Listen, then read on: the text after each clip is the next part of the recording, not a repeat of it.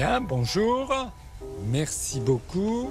Si vous pouvez m'emmener chez Albin Michel, s'il vous plaît.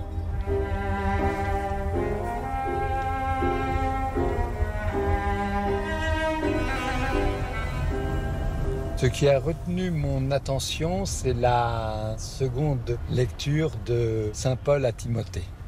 Moi, j'ai des racines catholiques et je viens d'une famille catholique pratiquante et je continue d'être pratiquant et à fêter les grandes cérémonies catholiques. C'est un moteur puissant puisque j'y pense très souvent et que lorsque j'ai des actes qui parfois ne peuvent pas être bons, bien je me réfère à Dieu et à Jésus-Christ et je me signe.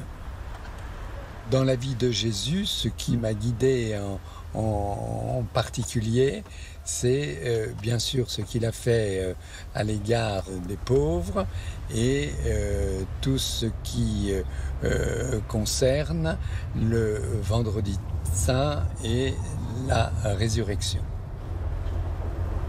Je ressens toutes les manifestations à Rome comme véritablement étant extrêmement importantes. Et le jubilé était sans conteste l'une de celles-ci. Il y a eu des périodes où j'étais plus pessimiste, mais j'ai le sentiment qu'aujourd'hui vous avez une reprise de la confiance des chrétiens dans l'Église et un développement de la pratique religieuse. Nous arrivons là, près de la tour Montparnasse. Merci beaucoup, passez un très bon dimanche. Au revoir.